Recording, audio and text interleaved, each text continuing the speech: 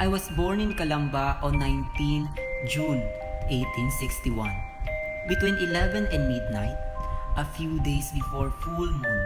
It was on Wednesday, and my coming out in this veil of tears would have cost my mother her life had she not vowed to the Virgin of Antipolo to take me to her sanctuary by way of pilgrimage.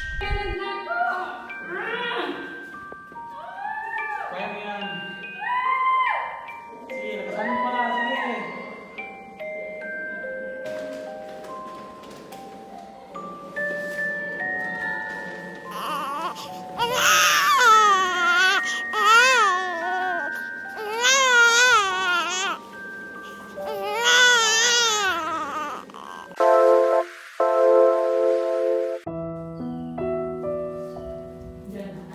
All I remember of my early days is I didn't know how I found myself in a town with some scanty notion of the morning sun, of my parents, etc.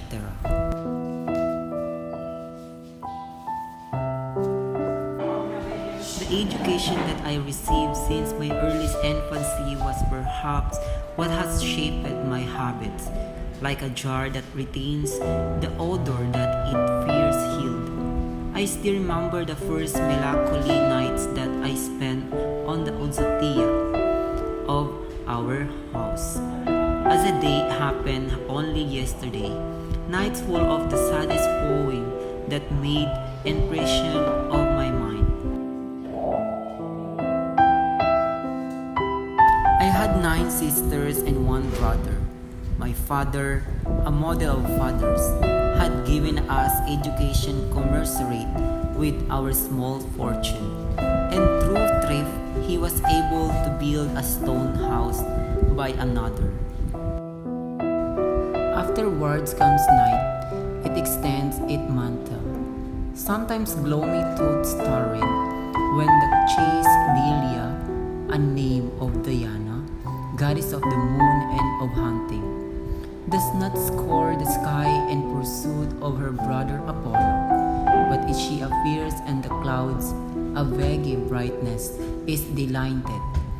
Afterwards, as the clouds break up, so to speak, she is a beautiful, sad, and hushed, rising like a immersed glow, as if an opening, an invisible hand is pulling her through the spaces.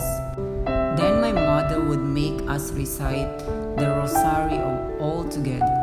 Afterward, we would go to the terrace or to some window from which the moon can be seen, and my nurse would tell us stories, sometimes mournful, sometimes gay, in which the dead, gold plants that bloom, diamonds were in confused mixtures, all of them born of an entirely oriental imagination. Sometimes she would tell us that men live in the moon, and the speak that we observe on it were nothing else but a woman who was continuously springing.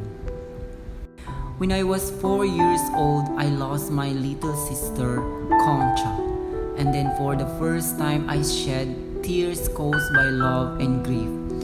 For until then, I had stone burnish that my loving and prudent mother so well knew how to correct.